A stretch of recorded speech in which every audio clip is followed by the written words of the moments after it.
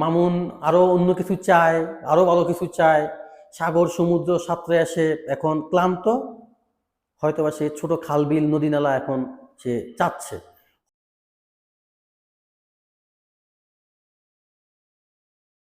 Hi hello, সবাইকে স্বাগতম এবং সালাম। বাংলাদেশে এখন হট টপিক, নেট দুনিয়া তলপাড় গরম, লায়লা মামুন। ছোটবেলায় আলিফ লায়লা দেখতাম, এখন বড় হয়ে দেখি লায়লা মামুন। খুব অদ্ভুত একটা বিষয়, খুব অদ্ভুত একটা ব্যাপার। তো লায়লা মামুন 4 বছর নাকি 3 বছর, যাই হোক ভাই সংখ্যাটা আমি জানি না, দিন ক্ষণ আমি জানি না, আমি ধরে নিলাম 3 বছর, মেবি 4 বছর।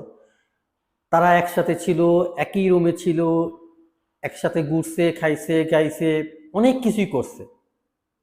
ওটা কি টাইপ সম্পর্ক ছিল? I think live together. তো লিভ টুগেদারে যখন তারা ছিল, কারো কোনো সমস্যা ছিল না, কারো কোনো কথাই ছিল না, বরঞ্চ তাদেরকে নিয়ে মাতামাতি করছে, তাদেরকে আরো উৎসাহিত করছে।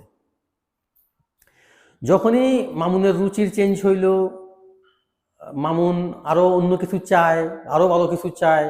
সাগর সমুদ্র সাঁতরে আসে, এখন ক্লান্ত। হয়তোবা সে ছোট খাল বিল নদী নালা এখন সে চাচ্ছে, হয়তো। এইখানেই যত যা সমস্যা। ওকে ফাইন, ছেলেটা চাচ্ছে। মামুন সেলুন উদ্বোধন করলো, লায়লা গামটা মুইছা দিল। কত স্নেহ ভালোবাসা আদর ছেলের জন্য, মায়ের। Okay fine. এবার আসি, মামুনকে এর 2 দিন পরেই দর্শন মামলা দিয়া পুলিশকে দিয়া ধরাই দিল। কি মামলা? দর্শন মামলা। ওকে ফাইন, দর্শন মামলা। তারা যে 3 বছর 4 বছর একসাথে ছিল, তখন কি দর্শন হয়নি? আমাদের এই সমাজটাকে আঙ্গুল দিয়ে দেখানো উচিত, তখন তারা কি সম্পর্কে ছিল। এখন অনেকেই বলবেন, আয়সা আপনি কি তাদেরকে হাতে নাতে একসাথে গিয়ে ধরছেন? বলবেন, তাই না? আমি এখানে একটা এক্সাম্পল দিই। আপনি কি নিজের চোখে দেখছেন আপনি আপনার মার পেট থেকে জন্ম নিয়েছেন? তাহলে আপনি কিভাবে বিশ্বাস করেন আপনি আপনার মার সন্তান? কিভাবে গেল এটা? আচ্ছা, ওকে ফাইন, আমি এই টপিকে কথা বলতেছি। আগে কথা বুঝেন, তারপর কমেন্ট বক্সে গালাগালি করেন। হ্যাঁ, আগে কথা শেষ করি।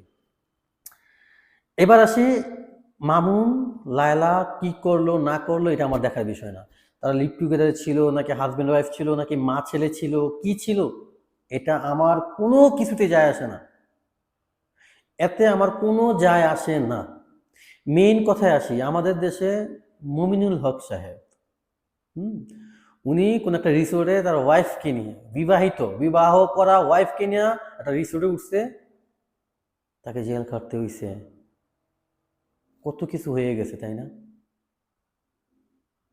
আমাদের দেশের আলেমরা হুজুররা একটা কথা বললে তাদেরকে জেল খাটতে হয়, মুখ দিয়ে একটা কথা বলছে, জাস্ট কথা বলছে, কোনো অ্যাকশন না, কোনো কিচ্ছু না, কাউকে ক্ষতি না, তাদেরকে বছরের পর বছর জেল খাটতে হইছে, জেল খাটতে হচ্ছে। আর এদের এদের জন্য পুলিশ, আইন ব্যবস্থা কিচ্ছু, নাথিং, এগুলা ব্যাপারই না। এদের বেলায় আইন কোথায়? এরা 4 বছর যে এদিন নষ্টি খুষ্টি করছে নেট দুনিয়ায়, সবাইকে পাবলিককে দেখায়া, তখন কই ছিল আইন বাংলাদেশের? তখন কই ছিল রাষ্ট্র ব্যবস্থা? মরবেন না? মরবেন তো, আল্লাহর কাছে কি জবাবটা দিবেন? কি ভাইবা রাখছেন? জমে যেদিন ধরবে, ছাড়বে না। জাস্ট ওয়েট করেন, খুব ভালোভাবেই ধরবে। রিভেঞ্জ অফ নেচার, এটা আমি প্রতিটা মেয়েকে বলি, বিশেষ করে ইয়ং যারা।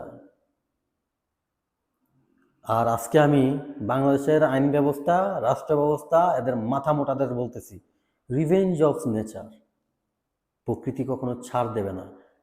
ইভেন আল্লাহ ছাড় দেয়, ছাইরা দেয় না।